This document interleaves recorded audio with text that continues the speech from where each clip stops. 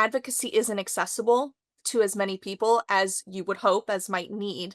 And something that was kind of discovered through the work of the advocates and the attorneys, and, even through Keith's own life experience, is that if, 100 people walk through the door looking for advocacy, only a quarter of those people are actually going to be able to access it.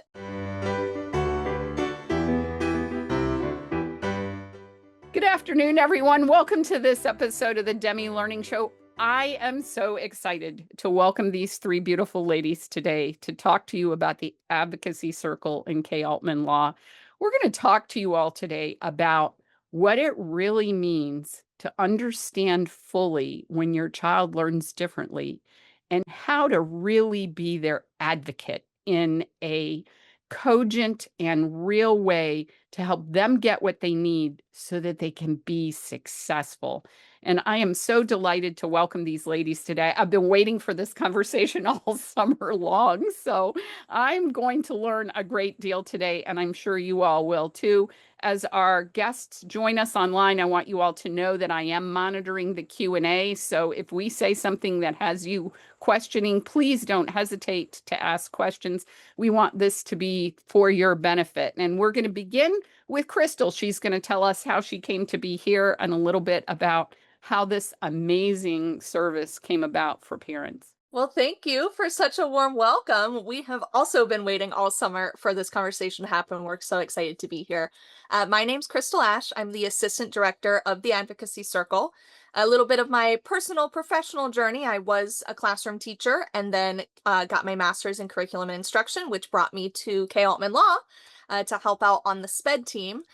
K Altman Law's SPED team does a lot of parent training, a lot of professional training, and that kind of developed into the Advocacy Circle, which now I kind of head up the curriculum for. So I've had a very slow roll into this space, but it was a long time coming with my experience in the classroom and my experience as an advocate with K Altman Law. And now, we continue our partnership outreach efforts to connect with people like you and have these awesome conversations, which is how we've landed here on the Demi Learning Show.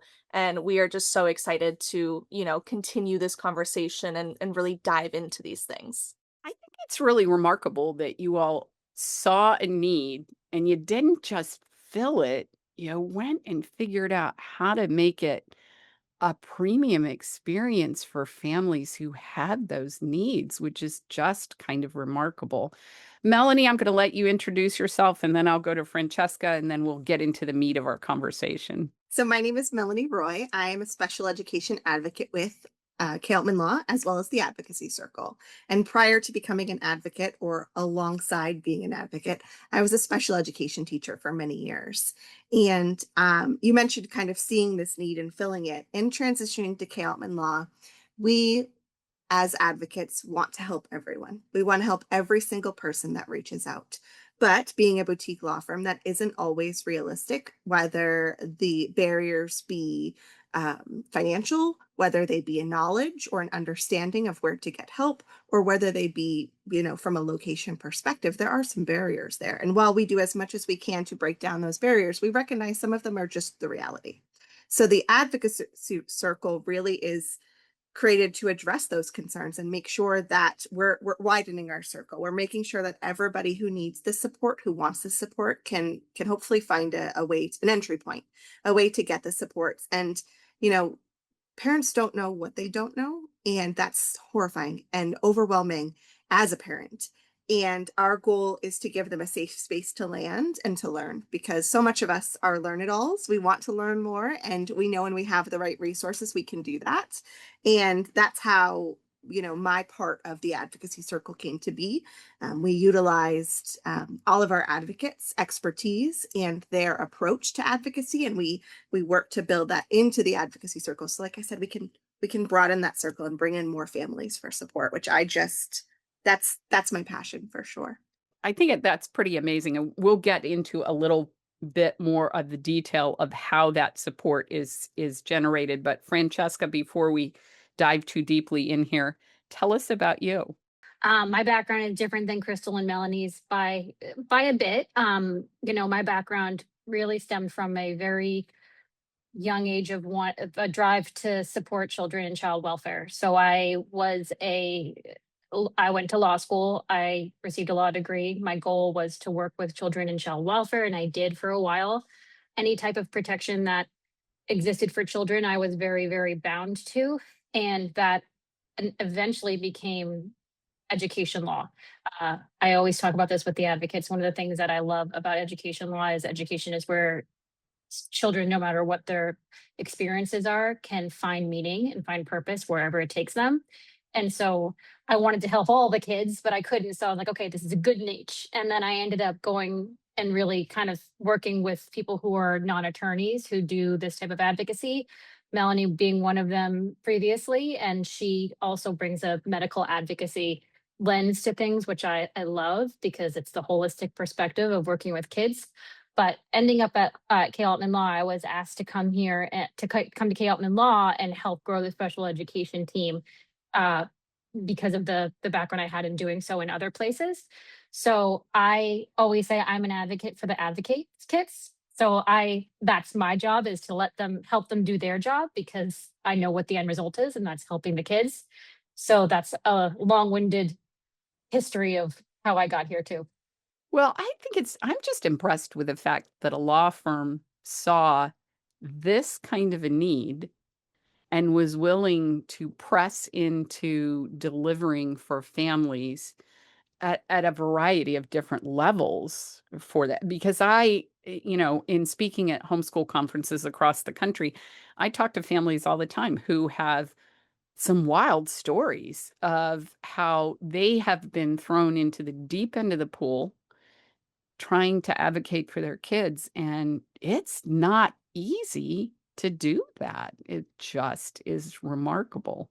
So tell us how you all conceived of the Advocacy Circle, because I think knowing how this functions is the key or the fulcrum to us having a deeper understanding. It is my very favorite story to explain how the Advocacy Circle came to be. So I'll tackle this one. The advocacy work at K Altman Law, it's something that Keith Altman, the founder, really believes very strongly in. Being someone who lost his vision very late in life and having a disability himself, it's something that he really believes in and really wanted to be able to help more with. And, like Melanie said, unfortunately, advocacy isn't accessible to as many people as you would hope, as might need.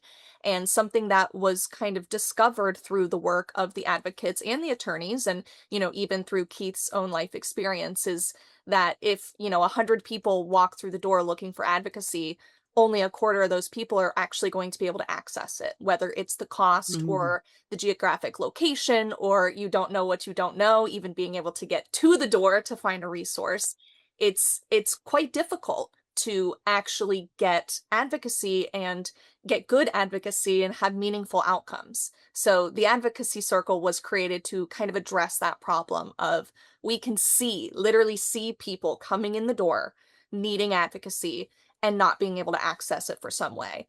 And that got Sure. us thinking, how many other people aren't even making it to the door? How many people don't know Sure. that they have rights, or that advocacy is an option that they can, try for their child? So we came to the Advocacy Circle as an online platform, as kind of a solution, a soft place to land, like Melanie said, because for a much wider variety of people, an online virtual advocate hopefully is just a little bit more accessible, and hopefully that makes all the difference for some families looking for advocacy.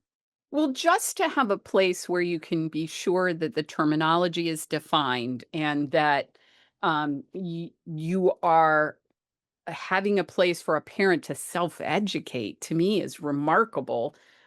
So often I speak with parents and they don't know what their rights are.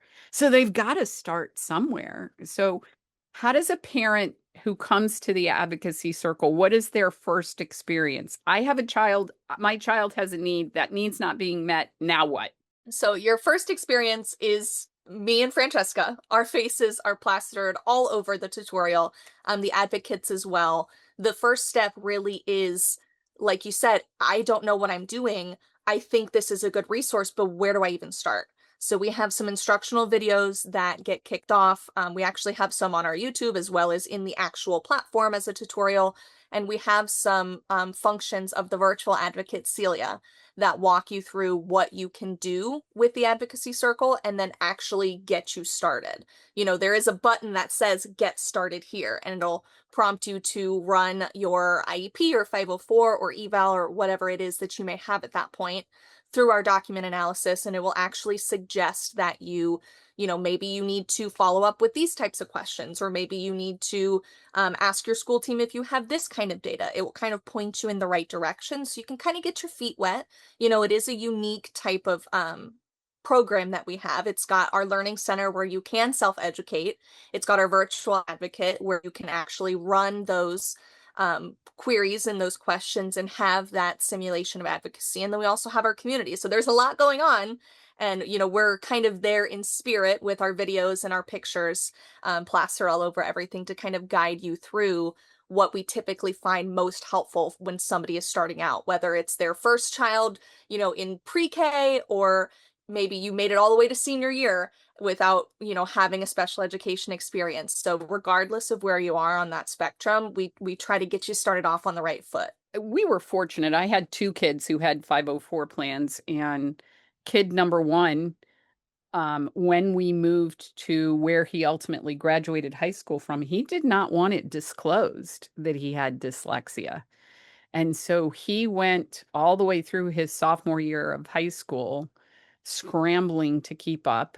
And it actually was the woman who developed our spelling curriculum who said to me, absolutely not. You have got to disclose this. The school needs to know. He needs to have the supports. And she convinced him, because, your mother's doesn't know anything. She convinced him to allow us to advocate for him to get him a 504. The interesting thing was, because he didn't have that in place until he was a junior in high school, it didn't follow him to college, because they said there wasn't enough time in grades. So then we got smart with his younger brother, who also is mildly dyslexic. We got those things in place for him in middle school, and it made a difference for him in high school. And then he decided to become an electrician. So his path forward was entirely different. So, but at least we felt like we had done everything we could for the kids. And before we started, we talked a little bit about not wanting to label, and that can be a hindrance to being helpful. Can you guys talk about that? Why it's so important to make sure that we have the terms defined and the supports available to our students? I think Melanie should answer this. Oh, okay. Absolutely. So I can say that I understand where the fear or the worry related to a label is coming from, and I can empathize with it. When I look at it through the lens of special education, the label isn't a box that we're putting your child in, which I think is a lot of the fear. We're putting them in this box. We're saying this is how far they can go. This is what they can experience. This is what they can do. And this is mostly what they can't do. And in the special education process, it's really so much more about what supports do they need so they can climb above expectation, so they can have the supports they need in order to access their education. So much of it is about access.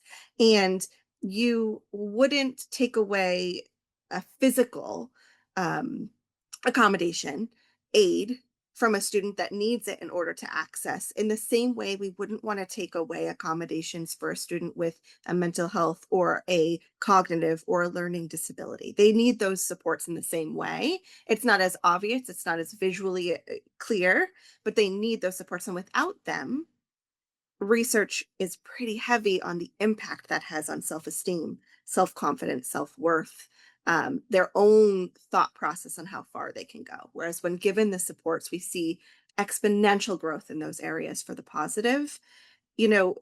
Part of advocacy is working with the team to figure out what the student's needs are. And in doing that, you're going to, yes, note some of the relative weaknesses for the student, but you're also going to be identifying the strengths of the student and figuring out how we leverage those strengths in order to continue to grow the areas of weakness and relative weakness, right? It's going to look different for everyone, and it does in our world look different for everyone. But special education makes sure that we look at it through that lens to, instead of holding them down and preventing them from living their life to the fullest, ensure access so that they can take their path forward to the fullest. I like that you said ensure access. Yes. Because I think sometimes as parents, we're afraid of the label for fear that our children won't have access. And you have to reframe this for parents so that they We do. understand. And We it's so absolutely do. important too to recognize that that fear stems from a stigma, a social construct. Having a label, of a diagnosis or of, having an IEP or a 504, there is nothing inherently bad or wrong about that. That all stems from that social stigma, which to an extent isn't real, right? It is just a perception. It is not who you are. It does not define you. It does not make you more or less than anybody else. And I think framing this as, a diagnosis might feel like a label, but really it is one step in a staircase that we have to climb to get you what you need. Not, it's a label that's going to define you and, ostracize you from everybody else. It's just a stepping stone, right? You got to get your diagnosis so that you can get your evals, so you can get your supports. There are stepping stones along the way, and none of it defines a student's, person or character or worth. Yeah, I'll add the nerdy legal lens here too. So one of the things that I think sometimes if people are interested in hearing is that the laws at the core of what supports students in schools were born from civil rights. So they were born from um in you know injustices that segregated individuals in all different spaces. So they have been hard fought protections to give this access. Access is the word that was born from these injustices. So we feel very passionately also because we are a law firm and we have lawyers who also fight for that access, that these are things that should be taken advantage of by families because of the purpose behind them, which is let's let everyone access the things in society that they are entitled to access. Sure. Sure. That makes it makes a difference, at least in my mind. Um, I have grandchildren who I have a grandchild who needed 504 until she didn't need it anymore. And she actually said, she's a rising fourth grader this year. And she said to the teachers at the end of the year when they did their sit down, she said, I don't think I need this anymore. And the teachers had evaluated her and said, yeah, we don't either. And she said, I'm good, but I want to be able to come back and talk to the counselors if it feels hard later. And what was impressive for me with the school district is they were like, absolutely, you can certainly come back, but we're really proud of you that you have managed to move beyond this. And I think, isn't that what all of us want for our kids, is we want them to be able to be successful. And And that self-advocacy too. I love to see that. I know tomorrow is her 10th birthday. And she was, I talked to her on the phone last night and she said, well, I'm not 10 yet, but I'm very close. So Love that. So she's That's what she's about. precocious. We love a Oh, precocious, yes, a yes. precocious kid. We Yes, sure she do. is. She is really, she's just a precious child. And, she was late to reading. She struggled to read. She had vision issues that I brought up to her parents that needed resolution. And when I actually brought it up to her parents, they were shocked. They're like, what are you talking about? And I'm like, look, this is the world I walk in every day, all day. I'm going to tell you what I'm going to tell you. And then you're going to go do something about this, because if you don't, I will. So, and last night we had a very lengthy conversation about the 3 books that she's juggling reading right now. And I had called during her reading time. So she said, well, normally I would not interrupt my reading time, but for you, I'll talk to you. Oh, Good for her. Yeah, And it's you. pretty awesome. So Yeah. my questions with you all, we had some super interesting questions. So when a parent comes to you, how do you all, because I know supporting families who are pulling their kids from school, who have had 504s or IEPs, and they felt like their kids' needs have not been met. That's a huge underserved population. How do you guys find that population? And what can you do for them? Because I know support varies by state as what's even available to them. Special education, in terms of what services a student needs for that access, is so individualized. So while we know that it is a population that's underserved, we tend to receive them the same way. They're overwhelmed. They've tried everything they know to try and it hasn't worked, and they're reaching out a hand. So our job is to help them understand their rights, their options Mhm. moving forward, and help them make the informed decision. Now, do we give our professional recommendations? Absolutely, we do. But we also understand that that parent knows that child better than anyone. And if they don't have the background information, they can't make an informed choice. So sometimes we have parents who pull the child because they want to keep them safe. And they know pulling them is going to prevent them from whatever harm is happening from not having the appropriate supports. And sometimes that means guiding them through the conversation of how to get the student back in school. Sometimes that is the appropriate path. That is the path they want. And that is what we help them do. Sometimes that isn't the path forward. They've now determined homeschool is the right fit for their child. And we can kind of guide them through the laws because, as you mentioned, it is so different from state to state. Right. And please don't quote me on the numbers because things shift at a state level pretty quickly compared to Absolutely. federal. But it's my understanding there's something like 6 states ish that don't require any documentation to homeschool. You decide to homeschool, you withdraw your child, and now you're homeschooling. And then there's also the opposite extreme. There are 7 or so states where not only do they require notice, they require lesson plans and a curriculum. They require teacher qualification and things like that for the individual. So we can kind of help guide them in, first of all, how do we know this is the right choice for your family? How do we help you make that informed decision? And then how do we help you do it the right way? If you're going to take this step so that you're protected and you know your options. So, some parents come to us not knowing that they have the option to homeschool, but still receive certain special education services within the school district. And that's wonderful, but also heartbreaking that we're the first person to tell them that because we know they got to this point for a reason. And there are so many people along the way who could have told them that maybe didn't know themselves or didn't feel it was their responsibility to share that information. But, we tell them and it's like this light bulb goes off and they're like, oh, I have more options than I even realized. And sometimes that feels overwhelming and they kind of shut down and then we walk them through, here's the next right step. And sometimes that feels world opening and they're just so happy and they take off running on their own and we helped them get there and they're good. But it's so individualized. Some of them need really that one-to-one support from an advocate to understand their rights and options. And some of them just need a consultation conversation to really understand, hey, where am I? Am I okay? The number of I say parents, but oftentimes it's moms who call in who they've made a decision, but they need to talk it out. They, Yes. they need Yeah. someone to tell them it's okay. They need someone to tell them it's going to be okay. And, when they have questions, a safe place to land for that. And through both K Altman Law and the Advocacy Circle, we've kind of created that community so that, especially through the Advocacy Circle, they can hop in a low stakes way. Because I don't know about you, but phone calls for me outside of the professional sense, I don't want to do that. That's a lot. It's a lot. Melanie, that's a reflection of your age, I think. It is. So- I think you're right. But I find that the advocacy circle and having access to that bridge, that first step, that builds the confidence and then they know what questions to ask and it creates that momentum.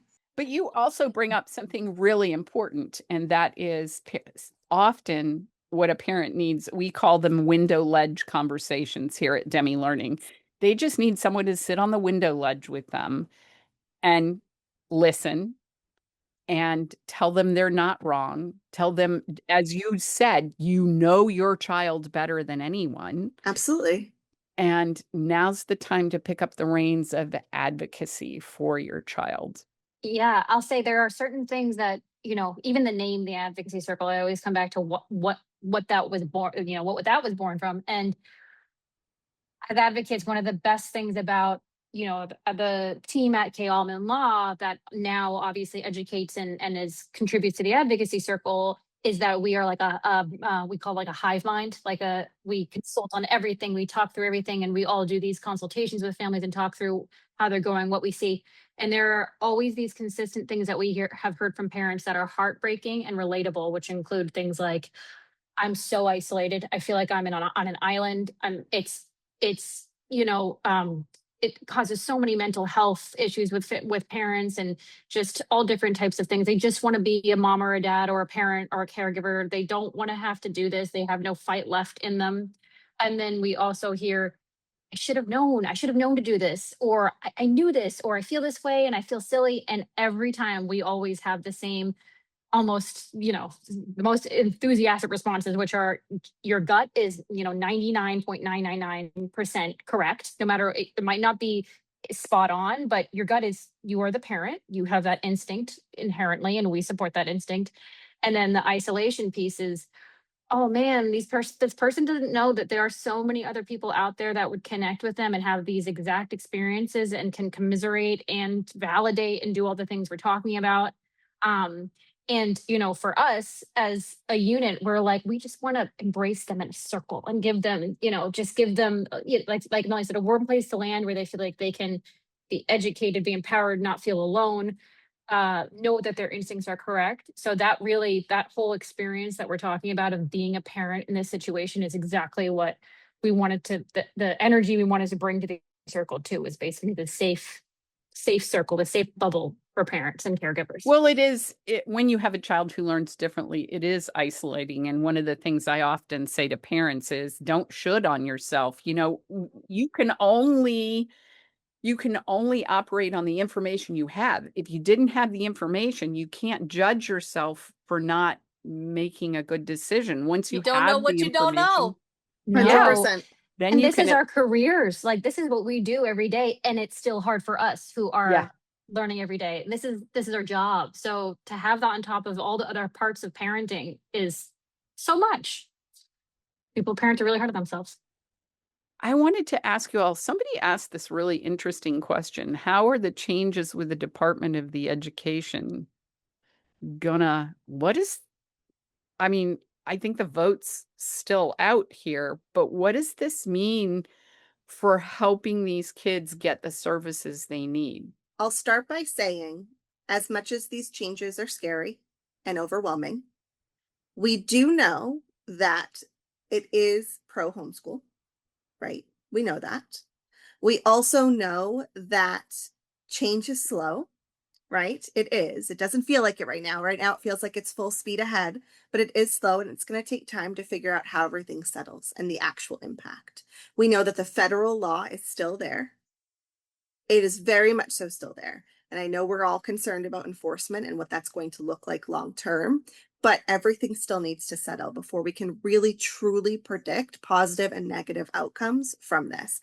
I understand the fear. Our team talks about it all the time, right? We really do. But we also try to ground ourselves in what are the facts. The federal law is still very much so intact and very clear. And we know it's going to take time to figure out the impact. And we also know that advocates, and I don't just mean special education advocates, I mean advocates at the legal level, are actively working to ensure that the protections that are already in place remain in place. If anything, the protections boost. We don't want to lose protections. We're not looking to lose protections. So I wish I had a very clear answer for you. I wish I could say everything's going to be fine or everything's going to be terrible and really feel confident in either option. I do. I don't think we know. have that, though. No. We don't know yet. So Right. I am cautiously optimistic in what I'm grounded in, the facts that I have, and I will continue to keep an eye. And we do a series of social media posts to kind of keep parents informed. And this is one of them where we kind of talk through, okay, here's the impact we're already seeing. Here's the impact we anticipate. And we talk it through every couple of weeks. So it's less of that overwhelming fear and more of the baby steps of, okay, what is this reality right now? I will add too that, first of all, don't panic. Panic never helped anybody. But at the end of the day, it is still an individualized process, special education. So, even if things are being shaken up at the federal level with the Department of Education, even if things are being, shaken up in other states, or you see or hear of things happening to other students, you have to remember that that's not your student. Your student has an individual set of needs. They do have rights as an individual. You have rights as their parent. So try not to panic when you see things, especially negative things or, uncertain things, because you do still have that individual experience that can't be predicted, at this point or really at any point. It's still a process that you have to move through on your own with as much information as possible. My father was a good German immigrant, and Germans love to take words and put them together to make other words. And he used to say, "You are future catastrophizing," and Yeah, let's uh, not do that. yes, and I think he was right. Don't let's think about the child in front of us and what we can do for that child for this year, Mhm. and set a child up for success in this year and then worry about the larger picture later. I think that's important Absolutely. for us. So the another question that came up, which I wanted to you all to delve into a little bit, is tell me more in depth about the curriculum that the Advocacy Circle provides, because this I think is very cool. Another one of my favorite questions. Like I said, I am a teacher and a curriculum writer by trade. So the curriculum in the Learning Center of the Advocacy Circle, very near and dear to my heart. We really tried to take this idea that, this is a circle of support and anybody may be stepping into the circle of support at any point in their special education journey.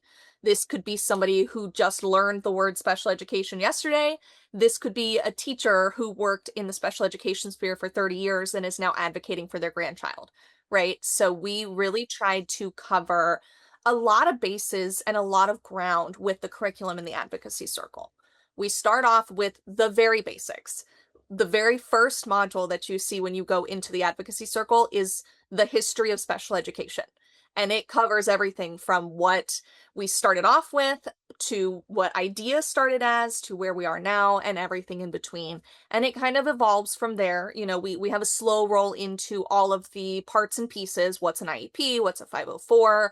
What do they look like? What goes into them? What's all this other documentation? A PWN, a meeting notice. We kind of introduce you and dip your toes into the very basics of special education, again, because we don't want to assume anybody has any level of knowledge. From there, we kind of pick up into some more advanced topics. If you've got your feet wet and you have your sea legs now, we have modules on deep dive into documentation so you can really decode these things and understand them. Medical advocacy, how health can impact education and what, those rights and those protections look like. And then we kind of go off into the deep end. We've got due process deep dive that our attorneys at K Altman Law actually helped us write and put together to really explain what is due process, what is, the preparation for it like, what is an actual due process hearing like, that really complex, in-depth knowledge that it takes experience to really be able to explain. We have a lot of that in there as well. And then we kind of delve into some niche territory. So, we know that there is such a wide variety of experiences that anyone could have, and it would be nearly impossible for, just our team and just me to address that. So we do bring in partners to address their expertise. If they, have a unique perspective in something that they've gone through or they have an expertise in a particular area, we have them in to speak to that. So everything like MDRs, the Manifestation Determination Review, how behavior and disability interact, and then what the MDR process looks like. Communication, differences in communication, communications need, AAC devices. We try to kind of hear what our audience is saying and what the community wants or needs to learn more about. And we dive into that with our partners and in our monthly updates as well. So there really is a little bit of something for everyone in there, no matter where you are in your special education journey. I think it's a deliberate obfuscation with acronym and my husband is ex-military. The military has its own vernacular of acronym, and I see that in a special education realm. And, just to find and define, have a place where you can go and make sure that you're getting an accurate definition of the information, to me is pretty wild. I had asked you all um, before we began to tell me a little bit about Celia and working with an AI tool to be able to provide support. So tell our families a little bit how that works, because you all told me it's working well. And I know we've all had stellar AI experiences and then some that are less than stellar. So tell us how Celia has made this easier for families. Absolutely. So for, anyone who is keeping score, we consider the Advocacy Circle a three-part approach to self-advocacy. So we've already covered the community, right? Francesca wanting to give everyone in that circle a big hug and just let them know they're not alone. We've covered the curriculum, and the third part is Celia.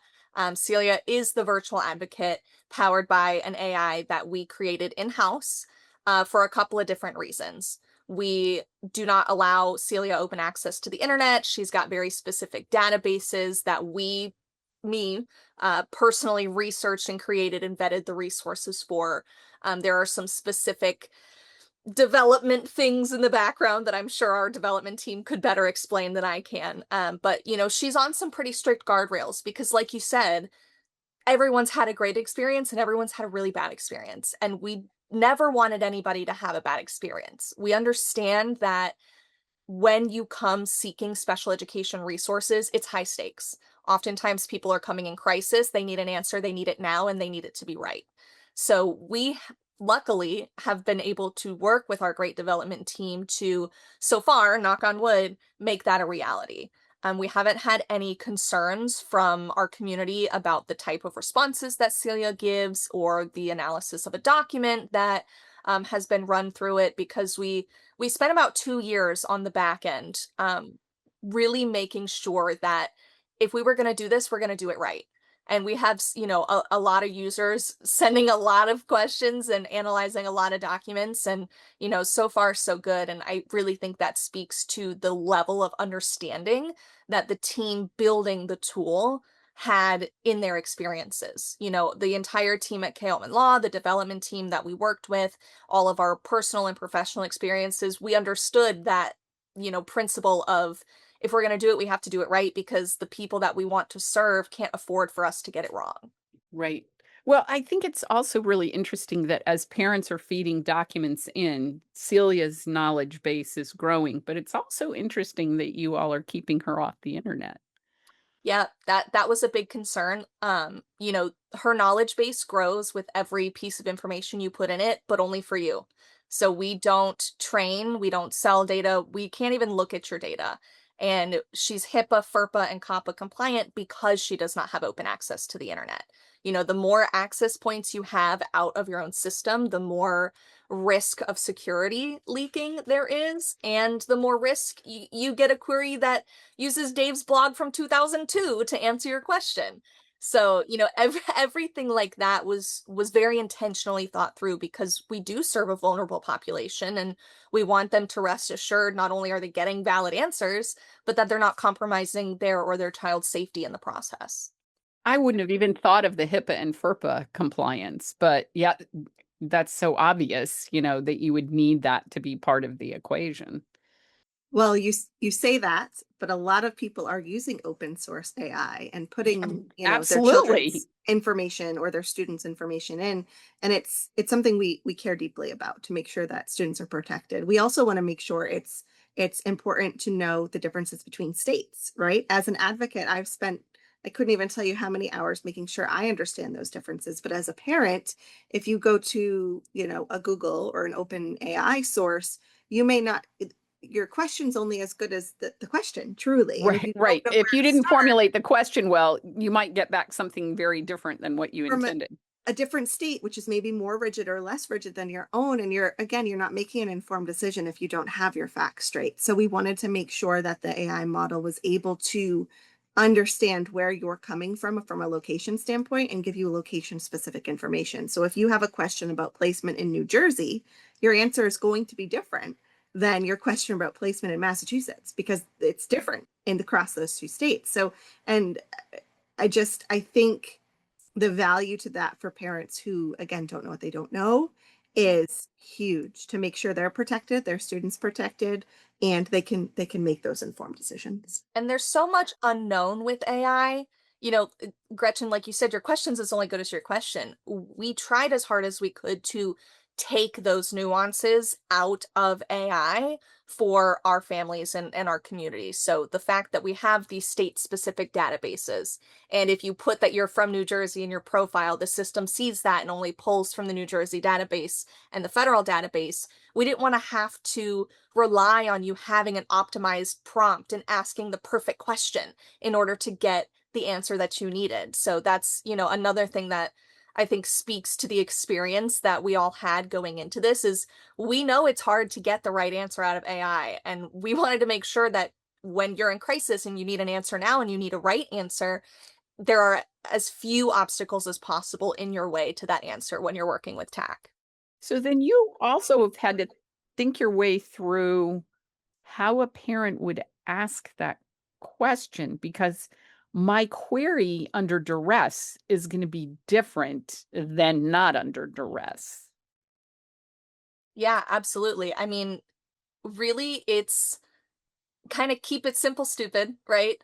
The old adage, keep it simple, stupid. We have so much running in the background and so much, connecting happening behind the scenes with, well, I mean, we can call it the brain of Celia with the databases and everything, that our system is more or less looking for keywords and matching them so that if I asked a question 10 different ways about the same type of a thing, it's still going to answer about that same thing. So if I've got questions about placement, right? If I say, I think my child needs new placement, or how do I get my child a new placement, or what does special education placement look like? Placement is that key word there. No matter how you ask that question, it's going to latch on to placement and it's going to return those types of answers. Again, to take that guesswork out of it for parents so that you don't have to, wonder maybe if I had asked it this way, would I get a better response? Or if I asked it that way, the lack of access to open internet, the very limited number of verified resources that we can pull from kind of eases that transition. You don't have to have the perfect question because we're not running 10 billion hits on, everything that's ever existed. It's really pulled from the state laws and rules and regulations, federal laws, some of the other research that we've done. It's got a very narrow pool of actual fact that it can respond with. That makes it a lot easier. And I want to give Crystal and the advocates a huge plug here too. So one of the things that is so exciting about this tool and why we love it is entirely internally educated. And we are nerds and we nerd out on all things special No, we education. can't tell from No, this we hate it. conversation. And yeah, so this tool is not done being educated by any means. So when Crystal and Melanie say, "Oh yeah, placement in New Jersey and placement in Massachusetts," yes, Crystal has done all this research, through normal research forums. She has also interviewed each one of the advocates and continues to do so. So she'll say, "Hey, are there districts in New Jersey that do X, Y, and Z?" In this case, it is so minutely educated to the point where it gives very, very nuanced expertise that is from the advocates themselves. So they are on the ground seeing how districts, states actually play out certain laws, actually, accept certain communications. And that expertise is what people hire us for at K Altman Law, and we get to educate the tools so that people can access that education, because we feel so strongly that this should not be gate kept. So that I think is one of the coolest parts of the tool too, is that it's not generically educated. It is educated from true expertise from the advocates too. Wow. Okay. Well, ladies, in this last 15 minutes, what are the questions I should be asking you all that I have not asked you? Because I'm I'm seeing this as a support for parents that they don't even know exists. And until I met you all back in April, March, I didn't know this kind of support existed. So, how do you put this out there so that parents know it's available to them? I think one of the ways and one of the questions maybe that isn't thought of that should be asked is not just how can parents use it, but how can anybody use it? One of the ways that we really work to get this in the hands of parents is actually through partnerships and through working with other organizations. For some nonprofits, they sponsor advocacy costs for families. TAC is a great low cost option as compared to traditional advocacy that they can offer to more families. Or, we've worked with some related service groups where they bring it in to, optimize their own workflow and then hand it off to the parents after they're done working with their service. Same thing with K Altman Law. We partner with K Altman Law and it's offered as part of every special education package so that, parents have a hand to hold when they're done with that intensive, advocacy that K Altman Law does. So it's not even necessarily, how can parents find it? You can find anything online. If you, search advocacy service, you can find us online. But our kind of strongest effort is, how can we put it in front of anyone who might be able to help a child with it, not just a parent, not just a grandparent, but providers, teachers, other advocates, nonprofits. There's really, like I said, there's a little something for everybody in there. It's not only for parents, but any way that we can get that back to a child and help them and improve their outcomes, that's ultimately the goal of everything we do to put the advocacy circle out in the world, in the Well, community. I'm thinking, here's the opportunity here in North Carolina that we have designated teachers who are responsible for supervising the 504 or the IEP process. And they're not always, unfortunately, they're not always special ed trained. They've just been, the district has gone, you and you will be responsible for this. And so, Mhm. you know, I love, I have three personal friends who do this, and I love the fact that they are so willing to give up their time well over and above the academics that they provide to help these kids in this process. But they don't always know all the answers either. So None of to us be able do. to find the information is amazing. As a teacher, there are truly not enough hours in the Oh, day. no, There never. truly, and I know that we all say that for all professions, but when we look at being the advocate for your student and also teaching your student, obviously we all want to do both, but it's impossible to fully do both. So the advocacy circle can really partner with the teacher. Keep in mind, I think one question that maybe wasn't asked is about how schools feel about the use of this tool. And I can say we've had really great success for families who didn't know how to effectively communicate with their school because special education is like its own language and they didn't understand it. And it became adversarial quickly because of that lack of understanding. Now that they're using the tool and they're asking informed questions and they're speaking the language a little bit, they're finding more collaboration and they're able to get their needs met faster and more efficiently. And we love that for them. We love that for the school team. We love that for the parents. We want this process to become more accessible. And That more collaborative. That's so interesting. I wouldn't have thought of it from that perspective, but yeah, that would make a huge difference, I would think. Well, it's Um, not just personal for the parents. Teachers give their whole heart. Like we are huge fans of teachers with, background in it. These are people who dedicate, who don't lose sleep over kids. So we know that they are, this is personal to them too. And that is at the core of a lot of these disputes, is that it's personal to everyone in the room. So if we can remove some of the stuff that makes it, pointed personally, and just make it about how can we think through this? How can we connect together on our shared goal, which is typically the case? Everyone appreciates that. it seems like we ask more and more of teachers every year. And, Yeah. Absolutely. there's a dedicated teacher doesn't always have boundaries to say because they want their No. kids to succeed. So Yep.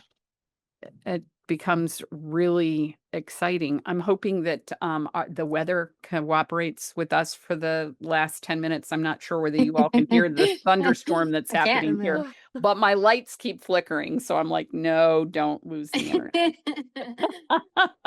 So, so can you all tell me some success stories without naming names? But I would love for families to be able to figure out, what does success look like in working with you all? Well, I'll start on the tax side. Of course, the general disclaimer is that success looks different for everyone, right?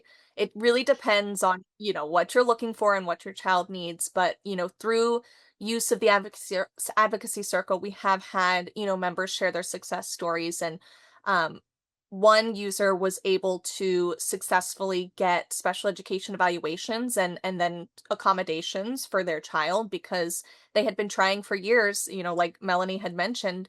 They tried it on their own and they didn't have those right words. They were coming to a communication block with their school, and by simply, asking some questions through Celia and using what she responded with, they hit those keywords, they broke down that communication barrier, and ultimately, after several years of trying, this child was able to finally get evaluated and get supports and services. And, we've had IEP revisions, done through Celia where parents have asked, like, hey, is this IEP okay? Is there anything I should be concerned about? She's obviously responded in kind, and they've taken that back to the team and gotten improvements on the IEP, or the 504. And, my favorite success stories are always just parents saying, I didn't know that was an option. I didn't know I had this right. I didn't know that this was something you could do. Like I said, the curriculum and the learning center is really near and dear to my heart. So I love that we are having success in breaking down those barriers and, ending the gatekeeping of special education and information. I know one success story I have is from a parent who's highly educated, not a teacher, not working in any way in the education field. And her eyes would glaze over in meetings, not because she was disinterested or uncaring, but because she didn't understand specifically all of the acronyms. She understood all the words, she didn't understand the acronyms, and she felt she would look stupid if she asked, so she didn't. And in getting the advocacy circle, which she originally wanted for the AI component, she utilized it for the learning profile and learned all of those acronyms, because once you know it's empowering. And now she goes into the meeting, and the first meeting I went in with her, this was a few times before she went into the advocacy circle, she was angry.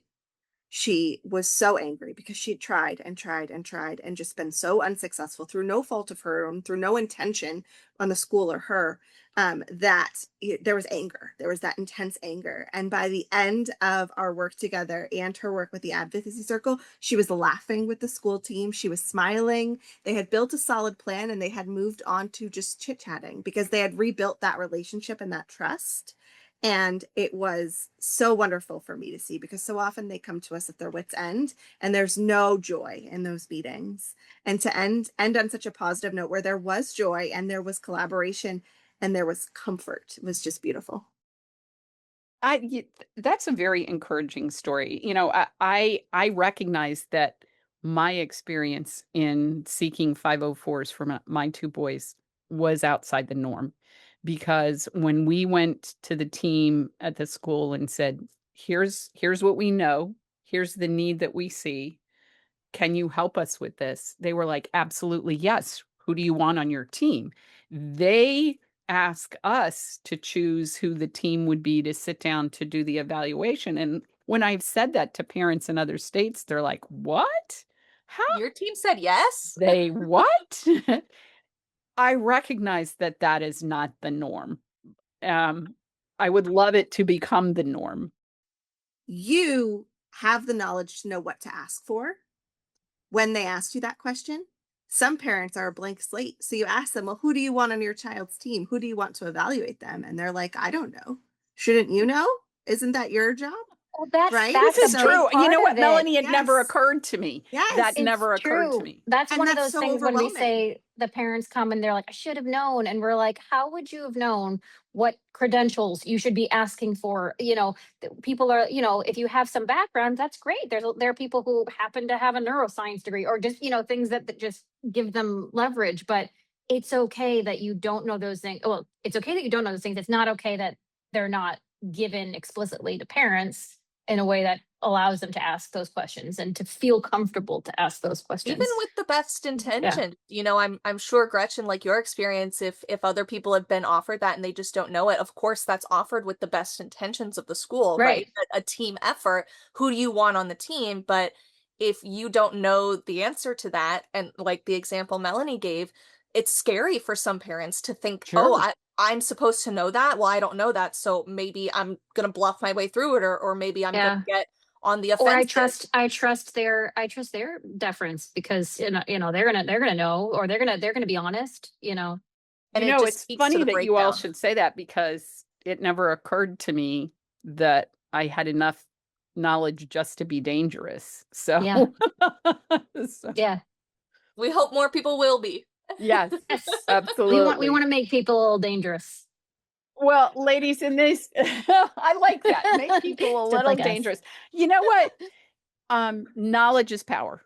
Knowledge It is really power is. indeed. Absolutely. So, ladies, in these last couple of minutes, each of you think about what your closing thoughts would be to families who have spent this time with us. What do you want them to take away from our conversation today? What tools would you like them to take into now? What do you do? I'm ready for this one. Go for Uh, it. Crystal's ready for anything, She's man. always Crystal ready. likes to talk. Always. The one This thing, is why Crystal and I were immediate symbiotic yeah, relationship because we're like, yeah, Yes. that's why okay, our first we're meeting got went it. way over time. So I'll try to keep it brief. But the one thing that I always try to impart on parents is that it is never, ever too late to start. So whether your child is about to graduate, maybe they're already in college, or maybe they're 3 years old and you're looking at early intervention, it is never too late to start looking for resources and to ask for help. We have options like the Advocacy Circle and like K Altman Law and like so many other people because there is no one size fits all resource or answer or solution. And just like there's no one size fits all resource, there's no one size fits all timeline. If you are having that gut feeling that there might be something going on here, or I think my child needs more, or I wonder if they could be more successful if we did something, follow it. It doesn't matter if they're 25 or 2.5. There is never a wrong time to start. I would just say to parents, I hope that are listening to take away that this is an incredibly overwhelming time, but you are not alone. And there are people who can help. There are resources. There are people who can listen. There are people who can help. And there are things that you can do. There are actions you can take. It can feel helpless. It can feel like there are no actions to take. There are actions you can take. And you've, I'm sure, already taken so many great ones. We're here to help you take the next step. Yeah. So my final closing thought would be that similar to what I was saying earlier, don't underestimate the value of education on your child. Your child might not be, going to MIT or even or going into a vocation, whatever they may be doing. I'll go back to law. The law states that the laws are intended to protect students to allow them to engage in education, employment, and independent living, meaning preparing them for the world. So both preparing them for the world and when taking the greatest advantage of giving them a place to find their purpose in the world, find the social connections they can find their mentors, really give them something to launch them into the world, wherever direction that may be. And when you utilize the protections, you can get the most out of that. So just know your child does not have to fit into some type of mold in order for them to get value out of an education. That is very true. I love that your child doesn't have to fit into a mold to get value out of education. That is really true. Francesca, thank you for those closing words. Ladies, This has been wonderful. I cannot begin to tell you how much I have appreciated the time that you all have spent. Our show notes will include links to the Advocacy Circle so that parents can find their way there, do some more research. This is well worth investing some time in, especially if you have a child who learns differently. Thank you, ladies, for spending this time with me this afternoon. I really appreciate it. Thank Thank you so you. much, Gretchen. This is wonderful. Thanks again for joining us. We're glad to be a part of your educational community. You can help us grow our community even more by rating, reviewing, and subscribing to the show wherever you may be hearing this. Don't forget that you can access the show notes and watch a recording at demilearning.com/show or on our YouTube channel. We'll see you again next time. Until then, keep building strong foundations for lifelong learning.